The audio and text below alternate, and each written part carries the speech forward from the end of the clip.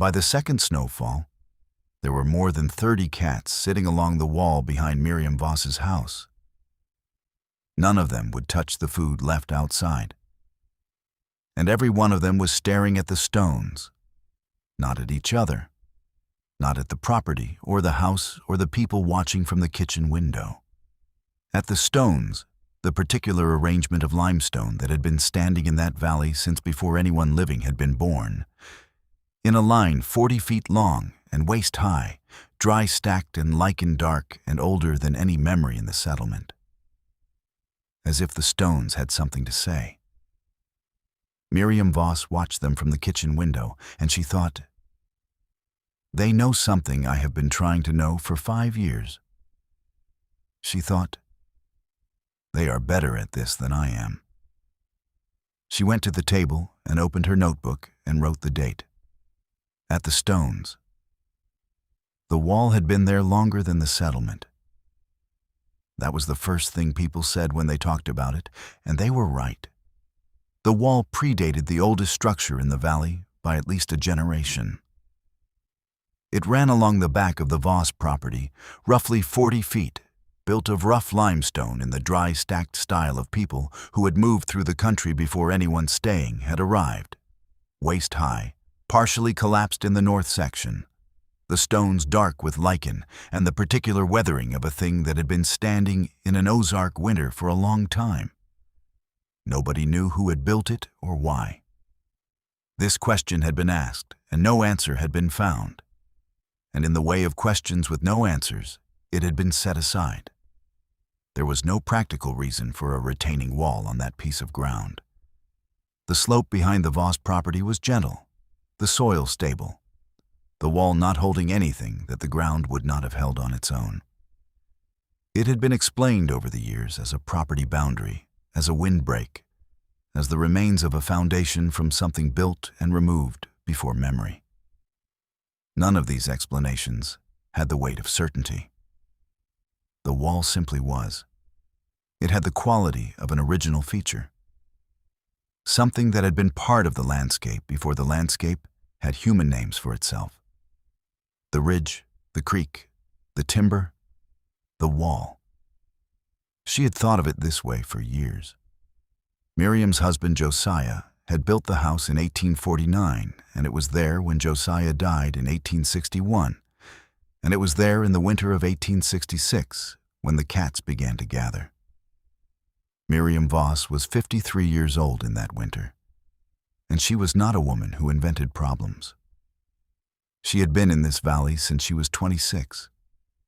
She had come with Josiah in 1839, young enough that the valley had formed her adult self as much as her childhood had. She knew every household, every road, every personality of the weather in different seasons.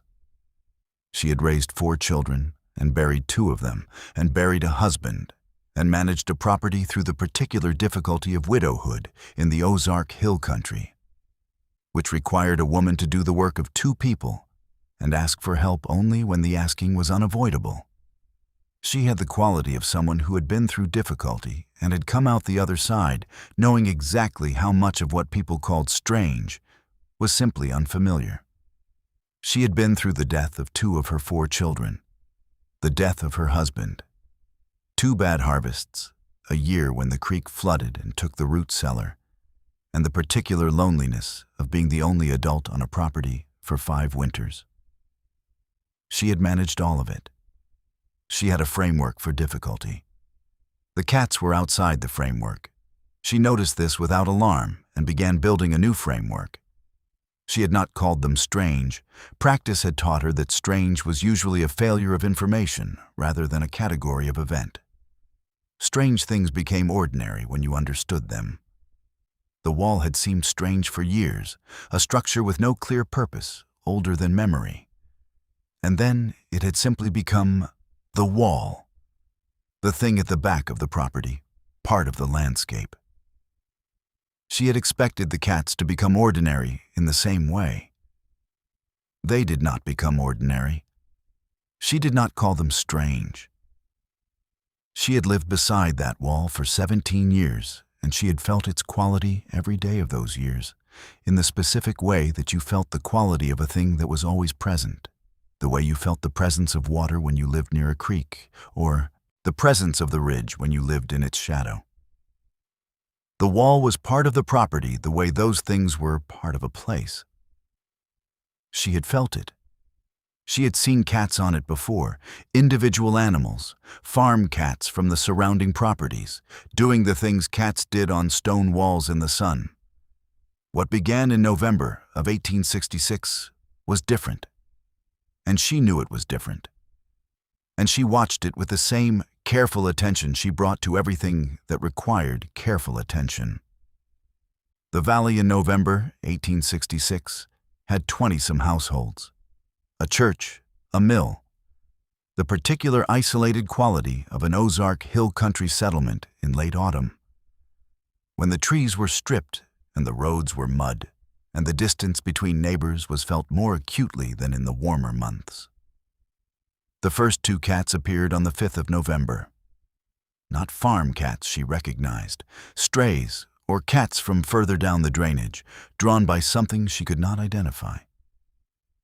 They sat on the ground at the base of the wall, facing the stones, not moving, not hunting, sitting. She watched them from the kitchen window. By the following morning, they were gone. But that evening, 3 more had taken their place. She started counting. She kept a sparse notebook, dates and observations, the kind of record she kept for farm things. November 5th. 2 cats, east section, base of wall. November 6th. None by 7 a.m., 3 by dusk. November 8th. 5. She recorded positions, times, the food attempts, the ear events. She kept the notebook on the kitchen table and added to it every morning and evening. She dated each entry.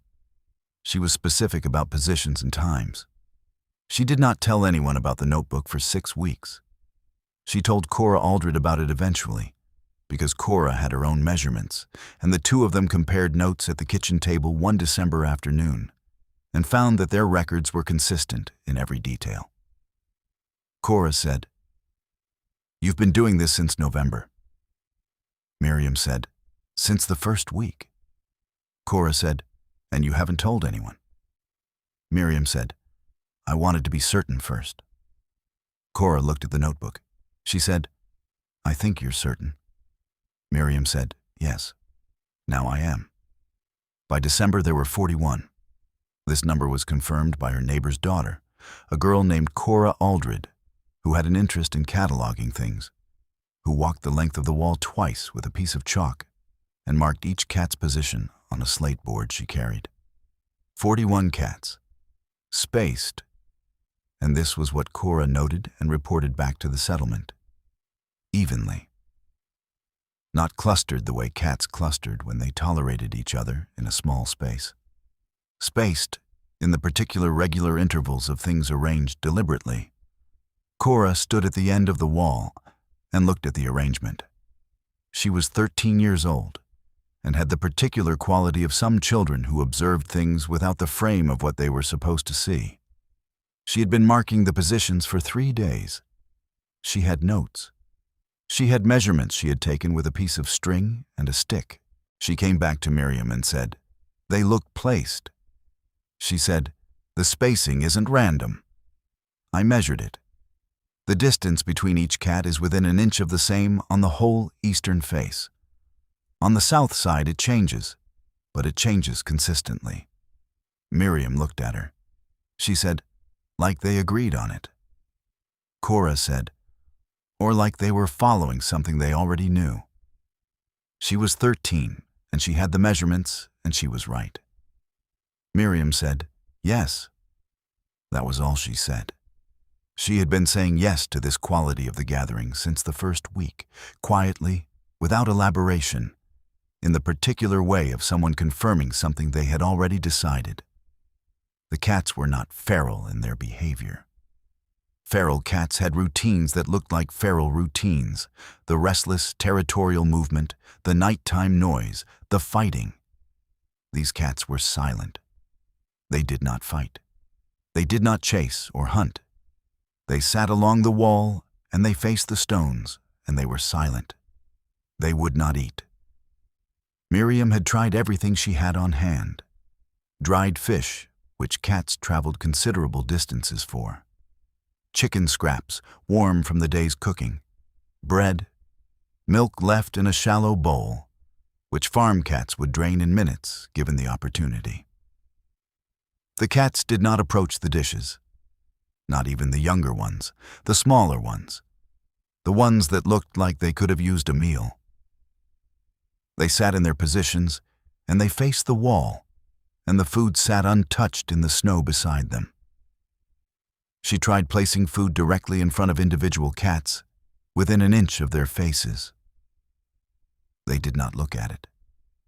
She stopped trying after the second week. The cats showed no interest, not even the interest of animals deciding against food. They did not look at it. The food sat beside the wall untouched, and in the morning it was sometimes moved, which might have been wind or might have been something else. But the cats had not eaten. She stopped trying to feed them after the second week. They listened.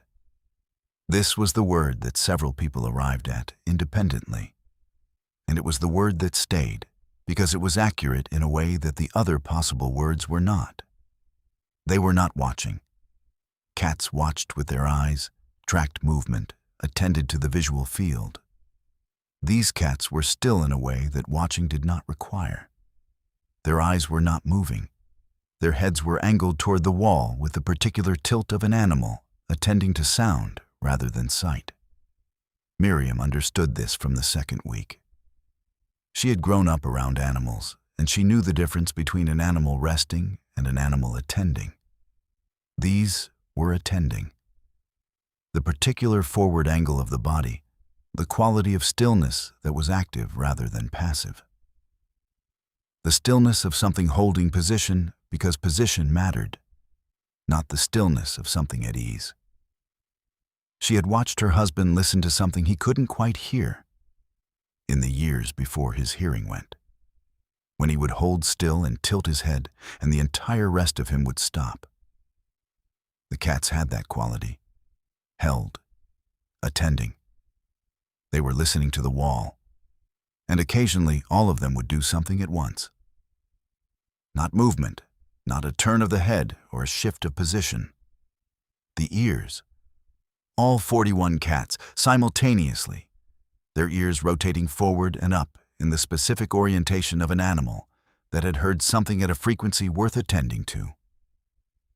The rotation happened without any audible cause, no sound that the people watching from the Voss property could detect. It happened in still air, on clear mornings, in the middle of the night, when nothing was moving. It happened and then it stopped, and the cats returned to their baseline stillness. One of the men who witnessed this, a farmer named Pruitt, who had watched the wall on 4 consecutive evenings, said, "It happens before anything else does." He had been keeping a kind of record. He had a pocket watch, and he had been timing the ear rotation against the sounds that followed. On 3 out of 4 evenings, the ears moved between 40 seconds and 2 minutes before the underground sound began. On the 4th evening, the sound did not follow. The ears moved, and then the wall was silent, and the cats returned to their sitting position without having changed expression, which was not an expression at all, but was nevertheless distinct from what came before it. He said, "They are not reacting. They are anticipating." He said, "There is a difference." He was right. He meant before any sound the people could hear, before any movement, before any change in the quality of the air or the light. The ears first, then sometimes, not always, a low sound from somewhere in the ground beneath the wall. A shifting, a settling, the sound of something moving in a cold, underground space. If stories like this find you on the road home, subscribe and ride along. The gathering had been noted and discussed, and had not been explained by the time January came. And in January, Miriam told the older settlers what she knew. She had been waiting for the right moment to tell it, waiting for the point at which the evidence was sufficient, that the telling would be received as information rather than as worry. January had that quality. The cats had been at the wall for 2 months. Galt had spent 3 nights with a pocket watch. The sounds had been confirmed. Miriam told the older settlers what she knew about the wall in January, at a gathering that was less a meeting than a cluster of people who had arrived at her kitchen and were sitting there. She did not dramatize it. She stated it. She said, "When I first came to this property, I asked Josiah about the wall. He asked the Harlan family, who had been here longest. Old man Harlan told him that before the valley settlement, the ridge had been used during a fever outbreak. People coming through the pass, sick, stopping on the ridge. Some died there. They were buried provisionally, quickly, in the way of people in a hurry during a hard winter, in the ridge ground." Someone said, "Provisionally?" She said, meaning they were supposed to be moved, when the fever passed and the ground was better. There was a plan to re-enter them properly. A long pause in the room. She said, "The wall was built over the burial area in the early years of the settlement. I was told the remains had been moved before the wall went up.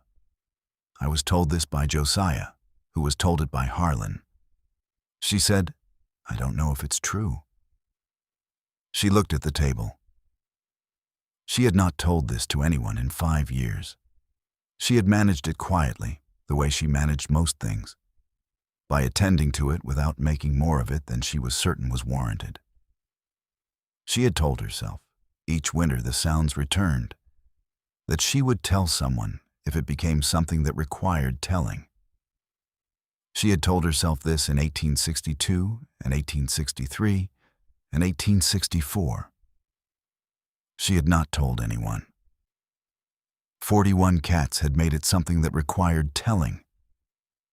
She said, "What I know is that Josiah died in 1861. And in the winter of 1862, the first time I was alone in the house, I heard something beneath the wall during a storm. Not loud. Tapping. Patient and low. The kind of sound you told yourself was the house settling, except it came from outside and it followed a pattern. The room was very quiet." She said, "I heard it again in 1863, in 1864. Not every winter. Some winters. And the cats came those winters too, not many, 2 or 3. I thought they were drawn to mice in the walls. I wanted to think that." She said, "This winter is different." Nobody in the room said anything. She said, "There are 41 cats along that wall, and they are all listening. And the sound underneath has been going on since November, and it gets louder after rain softens the ground. I have been alone in this house for 5 years, and I am telling you what I know." The valley's response to the gathering passed through several phases, in the way that collective responses to unusual things pass through phases. Initial curiosity, a period of practical explanation, and then a quieter phase, when the practical explanations had been exhausted and what remained was the thing itself. By late December, the initial curiosity had faded and the practical explanations had been tried. Mice in the wall, feral colony behavior, the unusual warmth of the stones in cold weather. Each of these had been offered, and each had foundered on the specific details. The even spacing, the refusal to eat, the simultaneous ear rotation, the sustained attendance through weather. The quieter phase had begun. The sounds were real. This was confirmed by enough people over enough nights that the confirmation had weight. Galt, who had been in the hill country 40 years and was not given to invention, sat in his coat at the edge of the Voss property on 3 consecutive December nights and came back each time saying the same thing. Something beneath the east section of the wall. not animals, not water movement. Something that paused and resumed. Something that had a pattern. 2 other men heard it on separate occasions and independently described the same qualities before comparing notes. Patient, low, rhythmic in the way that deliberate effort was rhythmic. The specific repeat of a motion being made at intervals, with pauses between that, had the quality of gathering rather than stopping, like someone breathing and working, like hands moving in a small space. Both men said, without having consulted each other, that the rhythm was not random, that it had a structure to it, that it varied, sometimes faster, sometimes barely audible, but that the variation was not noise, not the random sound of settling earth or ice or underground water. It was something with intention. 2 other men heard it. Both described the same quality: patient, low, rhythmic, in the way that effort was rhythmic, the way hands working in a confined space were rhythmic. The cats reacted before the sounds began. This was observed and agreed upon. When the sound started, the cats were already standing, had already shifted from sitting to standing in the moments before any person present could detect anything. Whatever they were hearing, they heard it first. Cora Aldred noted in her account that the cat pressing its head against the east stones, always the same stone, always the same animal, a gray tom she had named Listener, did so only during the periods of sound. When the sound was absent, Listener sat. When it began, Listener pressed his skull against the mortar with the particular pressure of an animal using bone to transmit vibration. She said, "He is feeling it through the stone." Her mother said, "Cora." She said, I know what I saw." Cora Aldred grew up to be a schoolteacher in the mill town. She taught natural history for 30 years. She was known for a particular quality in her teaching: the insistence that observation was primary, that the careful record of what you had seen was more valuable than the theory you built on top of it, and that the most important scientific habit was the willingness to sit with an observation you couldn't explain until the explanation arrived. When her students asked where this came from, she told them the story of the wall. She told it with the notebook, which she still had, the original, with her 13-year-old handwriting on every page. The measurements and dates and times, the notations about the ear rotation and the food attempts. She passed the notebook around the class when she told the account. The students held it and looked at the numbers and put it down. She told it as a scientific account. She did not tell them what the explanation was. She said, "I saw it. I measured it. I recorded it. I did not explain it. That is where good thinking starts. I know. I know what I saw." The final storm arrived in February. It had been building for days in the particular way of late winter Ozark storms. The cold, dropping steadily, the sky closing over, the quality of the air on the morning of the 10th carrying the specific density of weather that intended to stay. By afternoon, it was coming down hard. By nightfall, every cat in the valley was at the wall. Miriam had been expecting something. The storm had the quality of a conclusion. She could not have said why, but she had felt it in the air all day, in the particular heaviness of a late winter storm that was not simply weather, but a kind of pressure. She had made extra wood, and she had kept the lamps filled, and she had sat at the kitchen window in the afternoon watching the cats arrive. They came from the farms down the drainage in 1s and 2s, moving with the directness of animals that knew where they were going. They came along the ridge road and through the fields and along the creek bed and up through the property. She watched them take their positions along the wall, extending the line and then surrounding the perimeter, and then filling the spaces until there was a cat at every foot of the wall's length and in the slope behind it. Not 41. more. People in the settlement had been watching their own cats throughout the winter, watching where they went in the evenings, watching the particular restlessness that preceded their departure toward the Voss property. That night, every cat that had been going to the wall and every cat that had stayed home was at the wall. Cats from farms half a mile down the drainage that had never been seen near the Voss property were at the wall.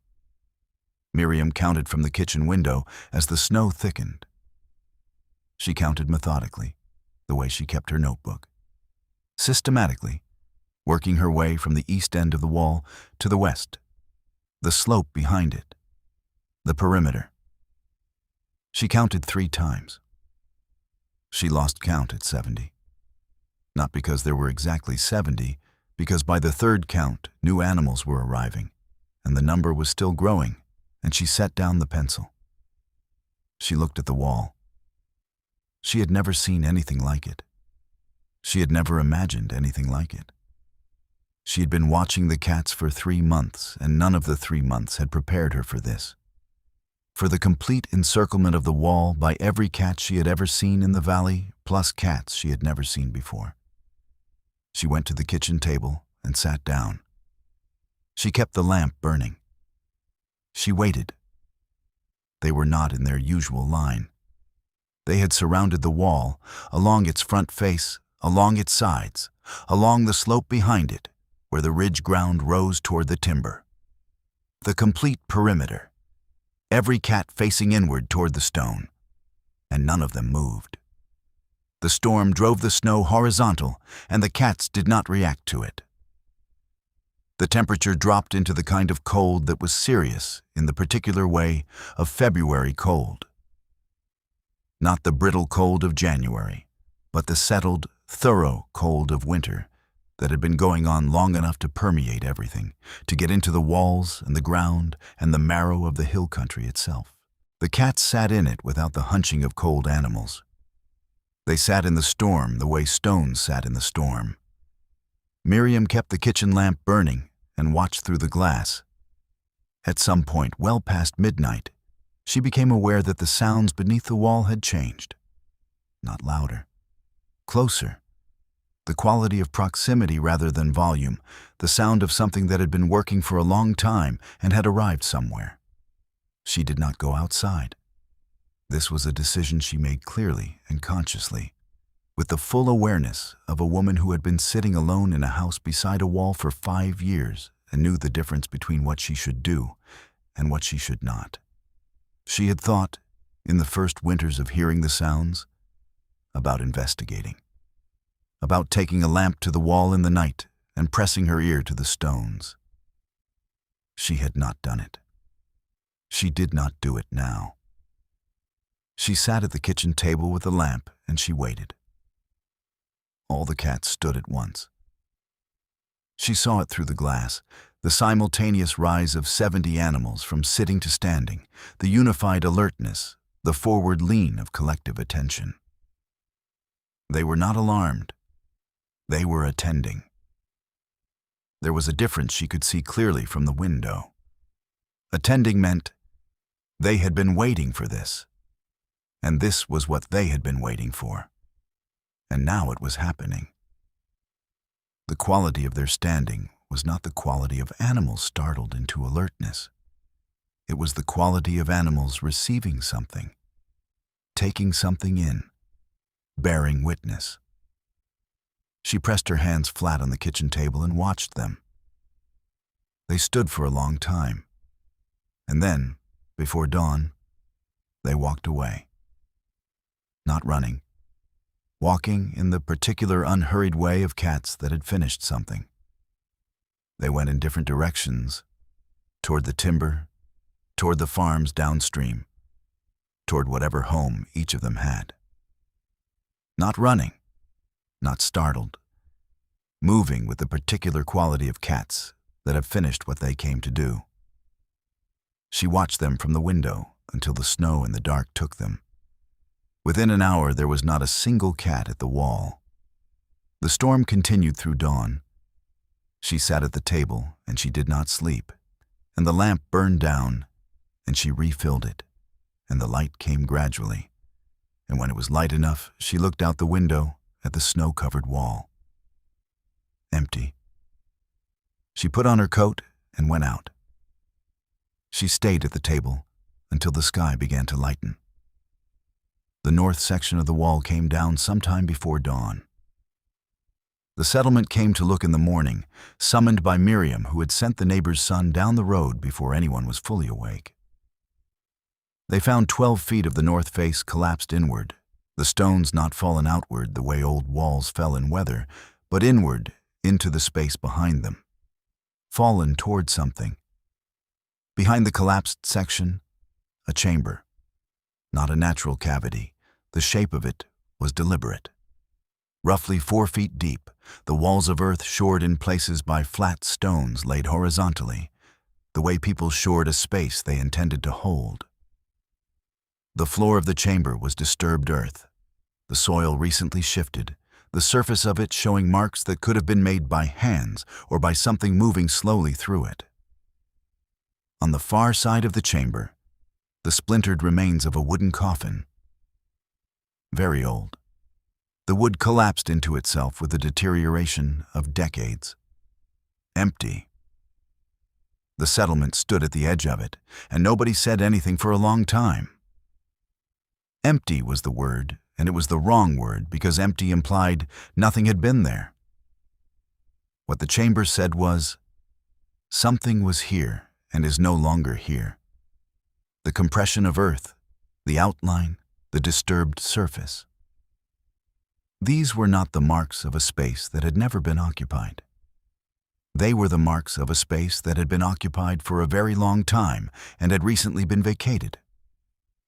No remains. Just the outline of where they had been, the compression of earth where weight had rested for years, and then the disturbed surface where whatever had been there was no longer. The settlement stood at the edge of the collapsed wall and looked into the chamber. The men who knew construction and the men who knew soil went into the chamber and examined it. They came out and said what they had found. The chamber was deliberate, built by human hands, built to hold something, built in the way of a temporary structure that had not been temporary. The coffin fragments were very old, consistent with the early years of the settlement or before. The earth compression was the evidence of remains that had been present for a long time. The disturbed surface was newer. Whatever had shifted recently. The soil was still damp beneath the surface from the February storm, and the disturbance was through the dampness, meaning it had happened during the storm or just before. Nobody said what this meant. They looked at it, and they came out, and they stood in the cold, and they did not say what it meant. Galt crouched at the edge and looked for a long time. He stood up and looked at the cat tracks in the snow, dozens of them, leading away from the wall in all directions, none returning. He said, "They're gone." He did not say what else was gone. He looked at the cat tracks, dozens of sets going outward in all directions, none returning. He stood at the chamber edge and he looked at the disturbed earth, and he stood there for a long time. He did not need to say what else was gone. Everyone present already understood. Miriam Voss continued living on the property. She stayed because it was hers, and because whatever had been beneath the wall was no longer there. In the weeks after February, she noticed the property differently. The weight she had lived with for 5 years was gone. The way you noticed a low sound only when it stopped. She said to Cora, the first spring morning warm enough to sit outside, "It feels different." Cora said, "Different how?" She said, "Finished." The wall was rebuilt around the chamber, not over it. The settlement left the north section open. In spring, several men who knew stone and soil examined the chamber. They confirmed what the shape suggested. Deliberate structure, old, built to hold something temporarily and never properly closed. One man said, Whoever built this intended to come back. Another said, nobody came back. The first looked at the empty space. He said, something left on its own. The cats did not return to the wall after February. Farm cats used it in the ordinary way, sunning on it in summer, hunting near it in autumn. But the gathered stillness, the listening, the evenly spaced attendance at the stones, that did not return. Galt said to Miriam, the following autumn, do you think it's finished? She looked at the wall, at the open north section, the good earth filling the chamber, the stones weathering in the ordinary way. She said, I have been looking at this wall for 20 years, and this is the first spring it looks like just a wall. I think it's finished. I think that's what finished looks like. He said, what do you think happened to it? She said, I think it went where it was supposed to go, a long time after it was supposed to. Someone kept it from going when they built that wall without moving what was under it. He said, they didn't see it happen. Nobody saw it. She said, no, but the cats knew when it was done. That's enough. Cora Aldred grew up to be a school teacher in the mill town. She taught natural history for 30 years. When her students asked where her insistence on careful observation came from, she told them about the wall. She told it with the original notebook, still in her possession, her 13-year-old handwriting on every page. The measurements, the dates, the ear rotations, the food attempts. She passed it around class. She said, I was there. I counted 41 cats. I measured the spacing. I watched the ear rotation 4 separate times. I heard the sounds on 2 nights. I was present when the chamber was found. I do not know what was beneath that wall. I know what the cats did. I know what was found. Everything else is interpretation. Miriam Voss, when she was old, said only this. She had always known something was beneath the wall. Not from superstition, from the quality of the air near it, from the way the property felt in certain weather, from the particular listening quality of the cats in the years before the gathering. She said, the cats understood something I could only feel. They felt it through their feet. They heard it in frequencies I couldn't reach. When enough of it accumulated, they came. For 5 years I had been alone in knowing something was wrong there. When the cats came, I was not alone anymore. I think being witnessed matters, even to things we don't have the right words for. The cats were just the first to say it plainly. I was glad someone finally did. After the wall collapsed, the cats never returned to Miriam Voss's property to gather. But nobody in the valley slept comfortably beside old stone foundations after that winter. And old settlers eventually said the cats had not been drawn to the wall by the dead. They had been drawn by the waiting.